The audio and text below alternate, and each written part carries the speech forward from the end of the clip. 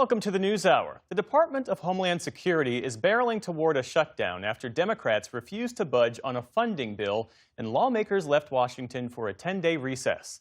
The department's funding is set to expire Friday at midnight. The deadlock comes as President Trump's immigration campaign faced intense scrutiny on Capitol Hill today, and his border czar announced a significant drawdown to its operations in Minnesota. Lisa Desjardins begins our coverage. Good morning. In Minneapolis, from Tom Homan, a change of course. I have proposed, and President Trump has concurred, that this surge operation conclude.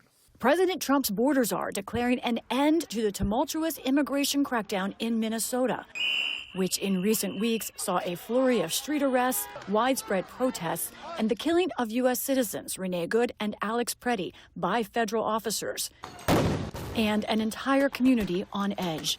Homan touted the operation as a success. As a result of our efforts here, Minnesota is now less of a sanctuary state for criminals. He said most agents will relocate, but a small footprint of personnel will remain to enforce immigration laws. President Trump made a promise of mass deportation, and that's what this country's going to get. But on the block where Mr. Preddy was killed, skepticism lingers. I don't have a lot of trust in what is being said by Mr. Homan and anyone in the administration, to be frank. This is just one blue state that is suffering what's happening, and other blue states will continue to be under attack, and ICE isn't going anywhere. This is just a stop on their checklist. There's a lot of damages that are left here for us to clean up. Lynn Wynn, who owns a restaurant in the Twin Cities suburbs, said the fear among immigrant communities will be hard to shake. We certainly feel that the community itself was probably still very strong, and they'll be there, but I don't know, long-term impact is hard to say right now. We are cautiously optimistic. That mixed emotion echoed today by Minnesota Governor Tim Walz. The fact of the matter is, they left us with deep damage, generational trauma. They left us with economic ruin in some cases. While the federal government may move on to whatever next thing they want to do, the state of Minnesota and our administration is unwaveringly focused on the recovery of what they did. Meanwhile, in Washington, Mr. Chairman, today's announcement came as the Senate Homeland Security Committee gavelled in for an oversight hearing. First to testify, Minnesota Representative and Majority Whip Tom Emmer, who defended ICE. it was heartbreaking, and any loss of life is tragic. But make no mistake, it was all a direct result of radical sanctuary state and city policies in Minnesota.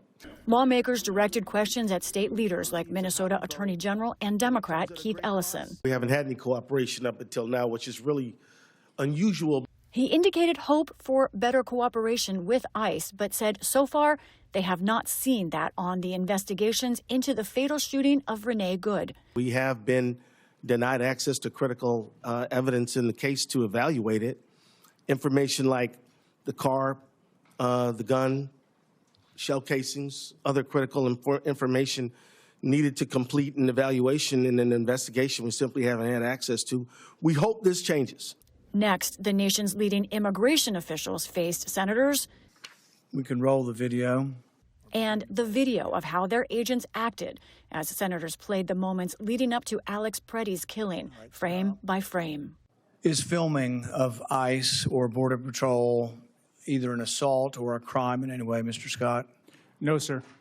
CPB Commissioner Rodney Scott pledged to release officer body cam video, but declined comment on who was at fault in Alex Preddy's death, citing investigations underway.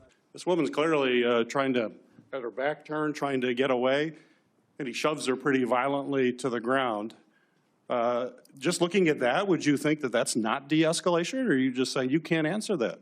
No, I'm not justifying that action. I'm saying I don't have enough information in front of me to say it is or is not, because I don't know what happened before this video. I think what's important about the encounter isn't even the specifics of the investigation. It's about what are your officers trained to do. Scott, as well as acting ICE Director Todd Lyons, both indicated that an officer may draw their firearm when the agent believes it's required to do so, including when approaching a stopped vehicle. Senator Rand Paul, who chairs the committee, urged the agencies to reevaluate. you have to look at what your rules are for drawing weapons, because it appears to me they're not using the same standard as the police. Both officials said they never told Homeland Security Secretary Kristi Noem that their assessment of Mr. Preddy was that of a domestic terrorist. How would she possibly come to that kind of conclusion to tell the American public that when they're watching this video? I can't speculate on what someone else would say or why, sir. Mr. Lyons? Sir, I can't speculate to what the Secretary thought at that time, sir. So it seems to me a really big question, which means that we have to have Secretary Noem here. For her part, Secretary Noem was in California this afternoon. I know that some of the operations in Minnesota are changing, but we're going to continue to stay focused with our investigators through the Homeland Security investigations on the fraud that's been going on. Back in Washington, the midterms and whether these agencies will deploy to the polls came up. We do civil enforcement and criminal law enforcement. There's no reason for us to deploy to a polling facility. Michigan Democrat Alyssa Slotkin argued there's reason to believe they could. It's not fantasy. It's not made up. These are things that the president and his cabinet have suggested. If we do not have serious reform and change, then you will be contributing to the average American who woke up very supportive of law enforcement, being terrified that they and their community will be next. But the future of any reform and of agency funding are now unclear. The hearing is now adjourned. For the PBS NewsHour, I'm Lisa Desjardins. Support journalism you trust. Support PBS News. Donate now, or even better, start a monthly contribution today.